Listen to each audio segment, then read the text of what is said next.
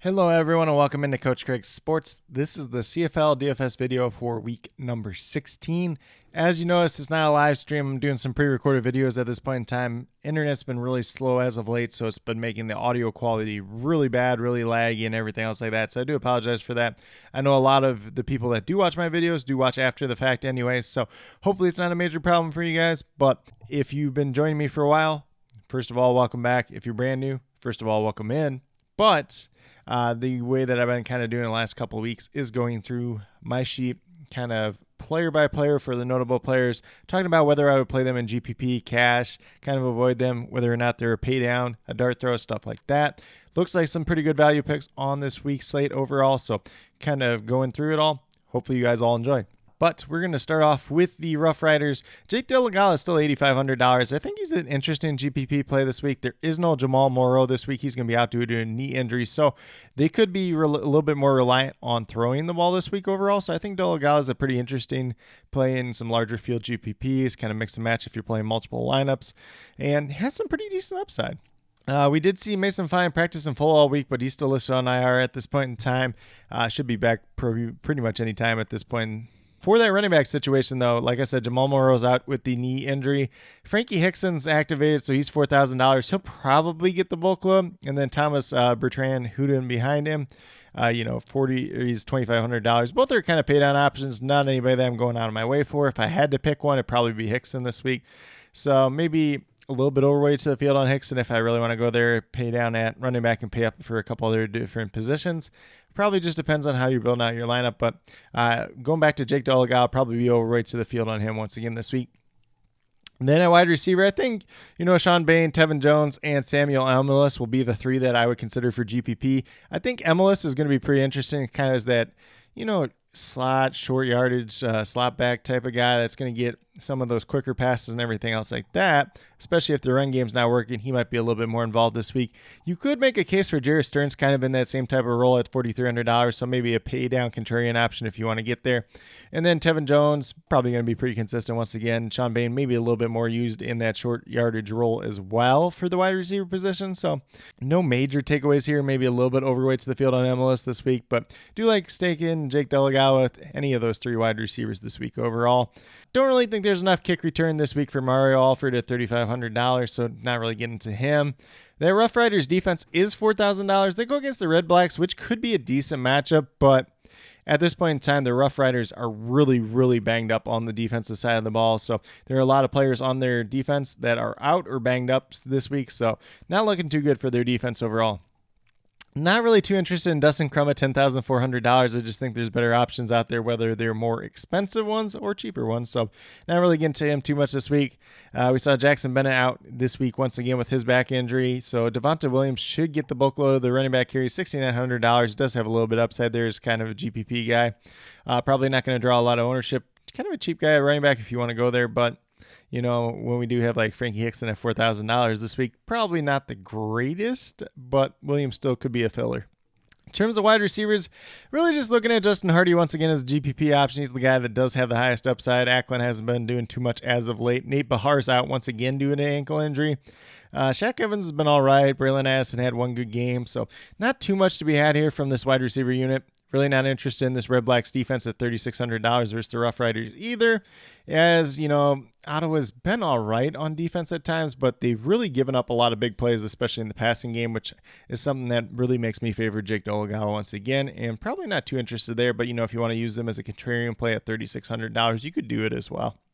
Moving down to the BC Lions, Vernon Adams Jr. is all the way up to $12,500 at this point in time, so he's a GPP option. I don't think you can really call him a cash game option for sure, just at that high elevated price tag at this point in time. Taquan Mazzell is $9,000 GPP there. I'm not getting to too much of him. Probably going to be underweight to the field. Although LaFrance behind him is still going to be out on IR, even though he was able to practice this week. And then for the wide receivers, kind of the big three once again. So we got Lucky Whitehead at $8,100, Alexander Hollins at $9,400, and then Keon Hatcher $11,800. So those would be the big three. If you want to play Javon Couture or Justin McInnis, you can also mix and match them in as well. Probably going to make my biggest stand on Alexander Hollins this week. Last week, I did have a lineup that finished in fourth place, mainly due to the back of Justin McInnis stack in addition to Vernon Adams, where McInnis had that monster week. But his price tag did elevate quite a bit. Then we're going to move down to that Lions defense. Very much a GPP option versus the Elks. $4,500. Not a bad price tag for them whatsoever. They did shut out the Elks earlier this season.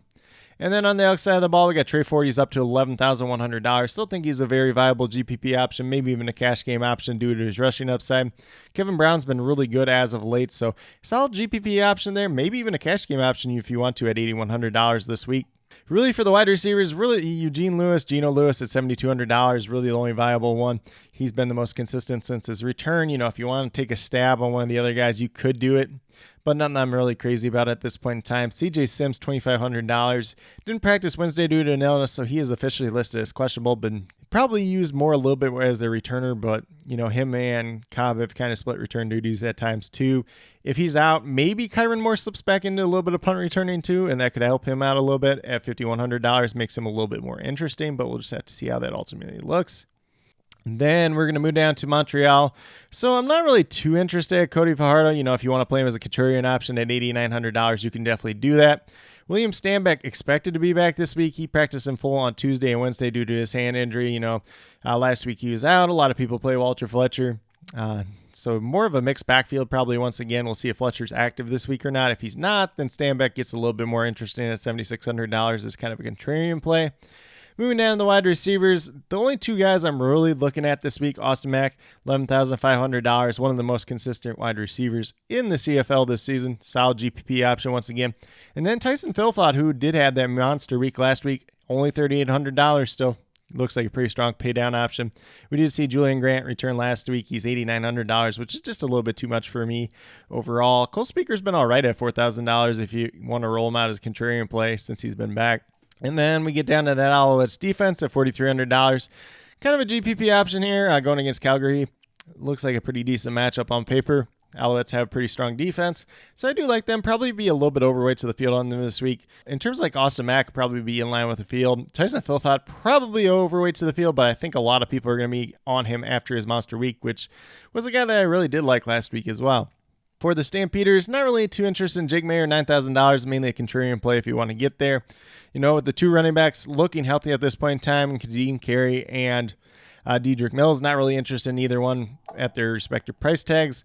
Carey was limited on Tuesday, practicing full on Wednesday due to his ankle injury, and then Dedrick Mills was practicing in full Tuesday and Wednesday due to his head injury, so no real takeaways there. In terms of wide receivers, mainly just interested in Reggie Begelton and Marco Michel as kind of the two main wide receivers in GPP formats. Begelton is probably the safest, but the most expensive. And then, Michel at $6,100, not a bad price tag there. We did see Tyson Middlemost miss practice on Wednesday due to a hamstring injury, but more of a special teamer than anything. And then Markeith Ambles, if you want to roll him out as a paydown option at $4,400, he's been all right since he's been back. And then that Stampeders defense, $3,800. They're a decent defense, going against the Alouettes. The Alouettes can make mistakes at times, so kind of as a GPP pay down on terms of that defense, you could look at them. Probably no major stands there, though, whether or not I'd be overweight or underweight on their defense this week overall. And then we get down to that last game with the Tiger Cats. We got Taylor Powell at $9,200. Been playing pretty well as of late, so GPP play there has a little bit of upside. We saw Bo Levi Mitchell still not practicing due to his leg injury, so we'll be probably on the one-game IR at this point, I think, since his 6 games up at this point in time. And then James Butler, GPP option, he's $10,000. Was limited on Tuesday, practiced in full on Wednesday due to his ankle injury, so he should be good to go. Probably even a cash game option if you really want to get there. The only thing eliminating him probably from being full cash game option, just that price tag, but he's been really solid throughout the season. One of the better running backs in the CFL once again. And then for these Tiger Cats wide receivers, Tim White and Terry Godwin will be the two guys I'm looking at. Tim White's $10,200 GPP, been playing really well as of late. And then Terry Godwin at $6,000 GPP, you can definitely get there as well. We saw Omar Bayless come back recently, so he could be a little bit involved. Tyler Ternersky has been on the IR, was limited in practice on Tuesday and Wednesday due to his ankle injury. Probably misses another week, but he should be back relatively soon. Not too interested in the Tiger Cats defense against Toronto because they have not played pretty well versus Toronto this season, and even going back to last season as well. For the Argonauts, we got Chad Kelly at $12,000 GPP option. He probably could even be a cash game option this week when you look at the price tag of some of the other quarterbacks rolling out there. So do like the upside he does present. Played pretty well against Hamilton earlier this season as well. And then AJ Alouette at $9,800. GPP option looks pretty strong there. Andrew Harris behind him at $3,300. Has not practiced this week due to a knee injury. Probably going to miss. So we'll see what that situation ultimately looks like. A couple other guys could get a couple carries, but probably means more volume for AJ Alouette this week. Moving down to the wide receivers, we got some guys that are pretty banged up here once again. Spencer Nichols, the fullback, though, I'll mention real quickly. He did practice in full on Tuesday, Wednesday. We'll see if he's back this week or not. Curly Gittens Jr. still on the 6-game IR at this point in time. And then Cam Phillips did not practice so far this week due to a groin injury. We'll monitor his status as the week moves along, but probably looking like he's going to miss once again. So we get to DeMonte Coxie at $7,100. Looks like a decent GPP option. DeVaris Daniels, if you really want to get there at $9,000, you could as well. And then we got Tommy Neal as a paydown option at $3,700. Looks like a pretty strong play there. And then last but not least, we have that Argonauts defense, $4,700 against the Tiger Cats, kind of a GPP option, no major stance on them this week overall. But that's kind of where I'm at in terms of CFL DFS for week number 16. If you guys have any specific questions whatsoever, feel free to drop them down in the comments. Reach out to me on Twitter at Coach Craig Sport. Be more than happy to help you over there. Like I said, last week was pretty good. Ended up with a 4th place finish in one of the contests that I was in last week. So definitely do enjoy the CFL DFS in general. It's fun following all this information. The sheet will be updated from the injuries later today. That will be up on my Patreon at patreon.com/Coach Craig Sport. So definitely be sure to check that out if that's something you're interested in as well. But with that being said, that's pretty much what I have at this point in time. If you are brand new to my channel, checking it out for the very first time, be sure to subscribe. Definitely would appreciate it. Helps to build the community that we're trying to build here at Coach Craig Sports, which is one that's truly for you, the viewers, helping you with your DFS. Right now we have MLB DFS Monday through Friday, and then we have CFL DFS once a week. Typically it's on Thursdays now at this point in time since the NFL is in full swing. And then for NFL DFS, going over FanDuel and DraftKings, typically on Saturday morning as well. So definitely be sure on the lookout for that if that's something you're into as well. Which, if you're playing CFL, there's probably a good chance that you're into NFL DFS as well. And then with that being said, also be sure to check out some of the sites down below if you're into betting, sports betting. Great time to do it at this point in time with NFL going on, MLB. We got college football, we got CFL, we got lots of different options there. So check out Prize Picks, Parlay Play, and BetUS, all down in the description below. Most of them have promo codes, so definitely be sure to check that out. Helps you out if you're a brand new first-time depositor. Helps me out a little bit on the side as well. And then last but not least, definitely do appreciate each and every one of you tuning in to this video today. Hopefully you found it informative. Hopefully you have a pretty good rest of your day, no matter what day you're watching this on. Have a great weekend overall, and some pretty good luck in CFL DFS for week number 16.